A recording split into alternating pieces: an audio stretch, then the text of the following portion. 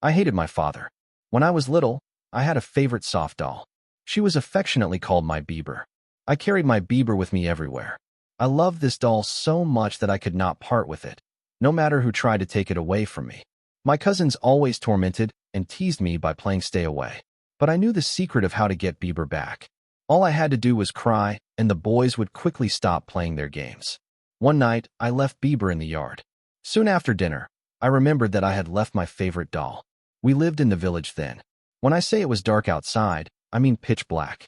It was that kind of darkness when you walk down a dark alley, and who knows what evil villains are lurking in the dark. These evil villains could range from scary monsters to zombies and ferocious animals with huge pointy teeth. And to make matters worse, dark storm clouds were approaching. My Bieber is about to be washed away by the rain, but don't be afraid. I knew what to do. All I had to do was cry, and I was sure my father would come out. We'll challenge the darkness and all the monsters that hide in the shadows. We'll defeat the coming storm and return my doll. After all, no one likes it when a girl cries. All the boys melt and do what I want when I cry, not my father. No, he had the nerve to tell me to go myself. Despite all my tears, sobs, and pouts, my father refused. How could he do this to me? Didn't he love me? And just think, he had the audacity to ask me, "If you love her so much, why did you leave her in the yard?" Before I could answer this question, he said, "If you really love your Bieber, you will face your worst nightmares to save her." Well, I'll show him. I stomped straight to my room, slammed the door, and cried all night. Mom tried to console me. I even heard them screaming downstairs. Mom knew the rule about what boys should do when girls cry. With every lightning strike and thunderous roar, my heart broke. My dad doesn't love me enough to go after my Bieber. Didn't he know he had to do this? I love my Bieber. It's not my fault that I forgot about it in the yard. Needless to say, when morning came, I didn't have my doll. Okay, I'll just go and give my father the silent punishment. I've seen my mother do this many times. I even heard her talking on the phone to other boys, making fun of my father, although I did not understand everything she said. She could even make him sleep on the couch when she was really angry with him. I couldn't wait to learn it. I was sure that my mother would teach me these abilities when I grew up. When I went outside and started looking, I simply couldn't find her. The storm must have washed it away. I started crying again. But now, my father responded to my tears. He came up to me and asked, "What happened?" I refused to answer him. I simply crossed my arms and gave him an angry, pouty expression. Frowning my brows and pursing my lips, I just stared at him. I've seen Mom look like that when she's angry. Maybe this will work for me. Not a chance. My father just laughed and told me to go get the mail. I stood my ground. I wasn't going to let him laugh at me like my cousins did. I was going to become just like my mother. She just had more practice with it. Although, I admit, when my father raised his voice and demanded that I go get the mail, I lost my resolve. The last thing I wanted was to be whipped.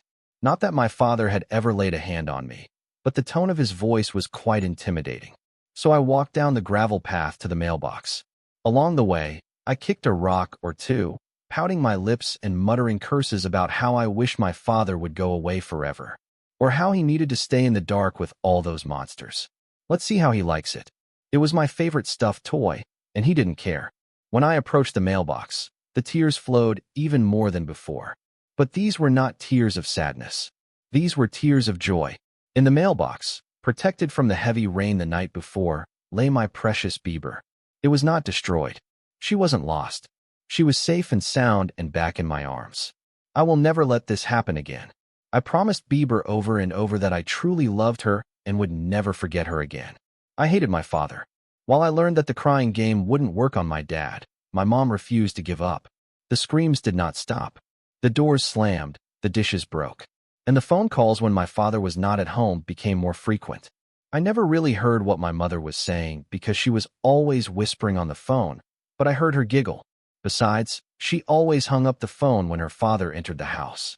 One night, there was no shouting or screaming. There was no crying, no tears. Mom simply went into her room, packed a couple of suitcases, and left the house.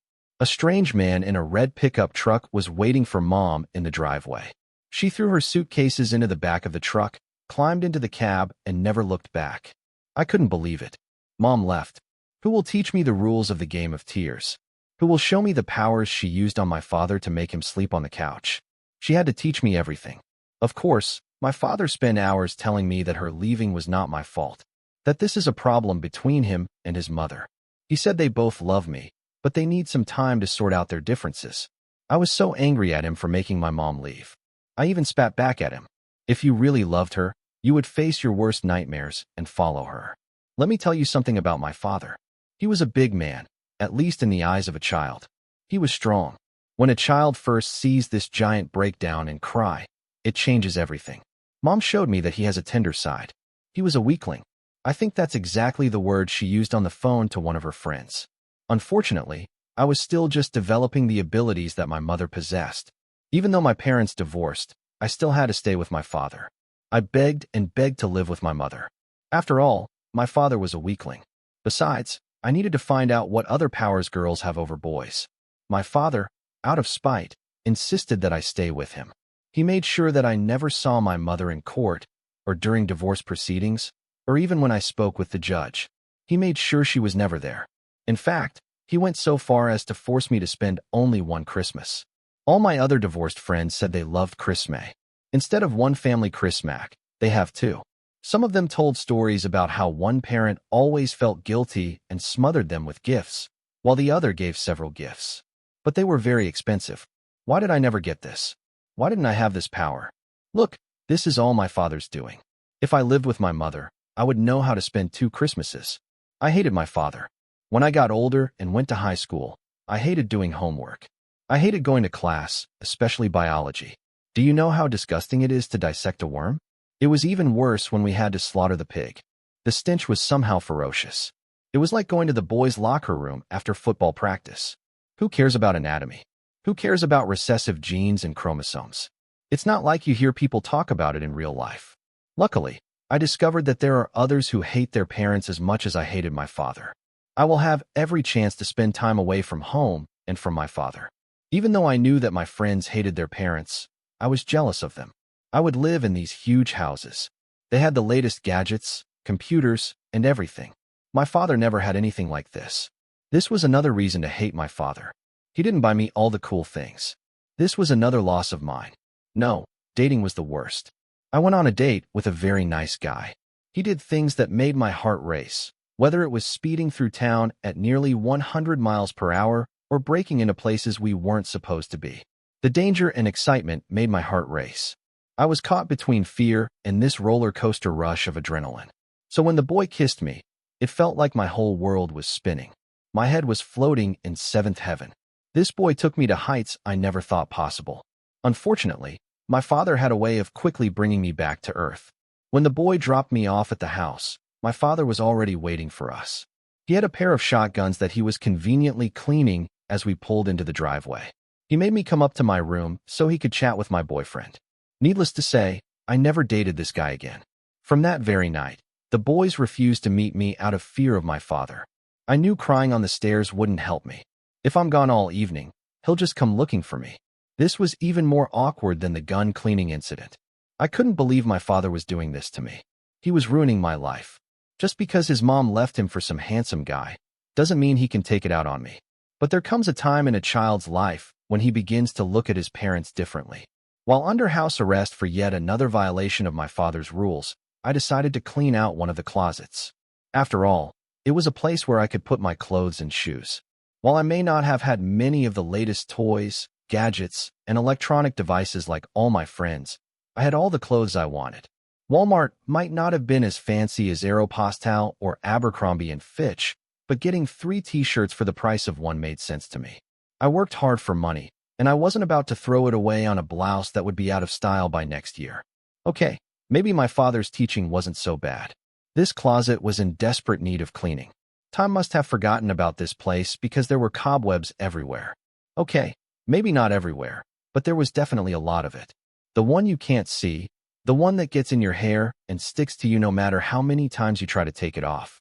Some of the clothes hanging in that closet were definitely from a time warp. I couldn't believe that people would actually wear some of these things on purpose. While putting old clothes into trash bags so they could be given to Goodwill, I found my parents' wedding album and a few other souvenirs.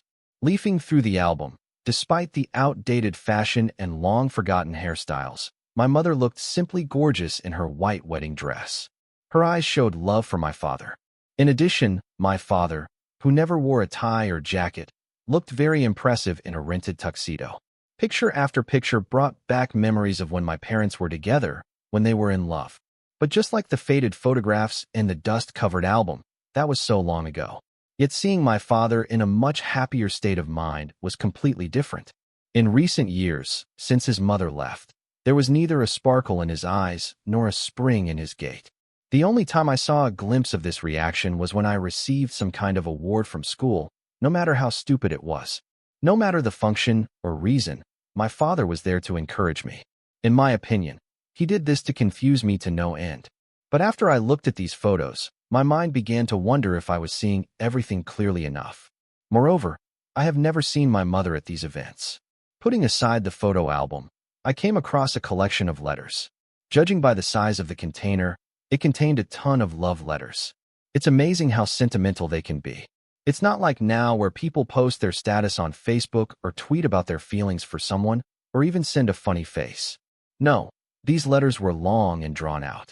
They even had these funny little things on them called stamps and postal dates. This is probably what my teachers were talking about when they talked about the Pony Express. It may only have been a month, but I can't believe how much I love you. I see the sun shining in your hair, and your smile warms my heart. Your beautiful brown eyes have bewitched me. With just one word, I would reach to the very heavens and pluck out a shining star just for you. There's nothing I wouldn't do for you. I would go to all ends of the earth to return your golden fleece. Your beauty is incomparable, and the fact that you even entertain the thought of loving me back is very similar to Aphrodite and Hephaestus. You are my Venus. You are my Juliet. I see myself living my whole life next to you. This is just an excerpt from one of my father's love letters. They were long and bright. My father was such a romantic then. What happened to this magic? What happened to that spark? Apparently, Mom loved these letters because she saved so many of them. However, as I quickly examined the envelopes in the other bundle and the handwriting on them, I noticed that something had changed. These letters at the back of the container were very different. They were short. They focused on physical sex rather than emotional love. They used vulgar language rather than poetic expressions of love. And yet the author used the word, I love you. Why did Mom have them? It definitely wasn't written by my father. To make matters worse, these letters were dated after my parents' wedding. What's happening? The first set of letters was romantic and sweet and could melt a girl's heart. They focused on love and life together. In the second bunch, the letters were rude and unpleasant and focused on the physical and vulgar. The grammatical and spelling errors were enough to make me want to throw up. However, my stomach turned when I came across the latest discovery in this closet. It was from a laboratory in California. The contents of this letter changed my life forever. This changed everything except one thing. I hated my father. How could he hide this secret from me? Although if I really thought about it, it shouldn't have come as a surprise. My father wore his hair high and tight. It was dark brown. Mom always loved the way her long brown hair fell in dark curls over her shoulders. Even in their wedding photographs, their brown eyes shone with love and happiness. Maybe my blonde hair and blue eyes were just recessive genes. That's what they taught in biology. How could my father be so mean and hide the truth from me? The official letter said that I was not my father's daughter. How could he do this to me? Why did he hide my real father from me? He must have forced my mother not to tell me anything. I never knew that he was not my real father. After everything he did for me, I can't believe he could lie. He made me call him Dad. I needed answers. And I certainly couldn't trust a man who had hidden it from me my entire life. No, I needed to find my mom and get her to tell me what was going on. Maybe then she will explain how she could marry such an evil monster like my father. Tracking her down took more effort than I thought. I called my grandparents, but they haven't seen her since she left my father. All the aunts and uncles didn't seem too interested in her whereabouts. I was ready to give up when, while reading the newspaper, I came across a police note. There was a domestic dispute at one of the trailer parks, and the name of the mother and some other guy were listed there. I'll finally get answers. I don't know what I expected. Perhaps I was hoping that the heavens would open up and everything bad in my life would be destroyed. That my mother's house will become a utopia, and I can escape from the evil that lurks in my own home. Unfortunately, this was not the case. Instead, the front yard of this trailer park was littered with dirt and debris. Was the owner running a junkyard, or just holding a sale for the last 2 years? The grass was either dead or overgrown. My father would have had a stroke if he had seen what this yard looked like. With the amount of time he spent maintaining his lawn, the place was an absolute disaster and the antithesis of home. Mom must have noticed me driving up because she greeted me first. At first, she didn't recognize me. I didn't recognize her myself. Her dyed blonde hair looked fake, and her dark roots could be easily seen. While tattoos were probably a good idea at the time she got them, they are not so much now. Since she left my father, she has allowed herself to relax. When she finally realized that I was her daughter, she hugged me, and I could smell the nicotine on her clothes. However, the tearful reunion did not last long. I immediately asked her who my father was. At first, she tried to lie, saying that my father was my real father. However, I showed a letter from a laboratory in California. She frowned and finally said that my real father was a mistake, that she loved my father and my biological father was just a guy she met at the diner where she worked. They had some kind of affair that lasted about a year, but one evening he ran out of town and was never seen again. Around the same time, this balding, pot-bellied beast came out of the trailer. My biological father may have been a mistake, but in that moment, I realized that the summer clothes I chose that day were a huge mistake. This ugly pervert looked at me like I was a piece of meat. Is this the guy my mom left my dad for? I threw up, and then I left. And just like my mom, I never looked back. I hated my father. I finally met a boy who lived through the shotgun cleaning conversation and endured everything my father could throw at him to make sure he respected and loved me for who I was as a person and not for my appearance. I finally met a guy who could make my heart beat faster, not because I lived in the moment, but because of the time we spent together. All the other boys my father protected me from had girlfriends who got pregnant before they even finished school. Some of them tried to be good fathers, but most of them ran away from their responsibilities. This boy is completely different. He even earned my father's approval by proposing to me. But who will lead me to the altar? Who will give me away at my own wedding? Who will be the last person to hold my hand before I become Mrs. Banks Williams? I can't ask my biological father for this because I don't even know who he is. I'm certainly not going to ask my mom's boyfriend or whoever he is to do this because the thought of being that close to him makes me sick. No, my father must hand me over to my fiancée. My father raised me like his own daughter. He loved me as if I were his own flesh and blood. He made me feel loved and gave me everything a child could give. He forgave my slutty mom because he loved her and truly believed she was sorry when she was just a cheater. He taught me the difference between love and lust. He taught me that love should be unconditional, but that it should also be reciprocated. He taught me that you should want to do whatever it takes for the person you love, as long as there is the same love in return. My father also taught me the difference between life and existence. Life in the present lasts only a few seconds. It's forgotten before you realize it. Life, especially with a loved one, lasts a lifetime. My father was a weakling and a cuckold, according to some people in the community, but he was more of a man than any of my mother's lovers. Tell me about a man who has the strength to accept that his daughter is not his flesh and blood, but to raise her and love her as his only angel. Well, this man is my father. I hate my father. I hate my father because he died before I could tell him that I loved him with all my heart, and I will always be grateful to him for what he taught me. And I want to hyphenate my name so that everyone knows that I am, first and foremost, my father's daughter. Dad, I love you so much.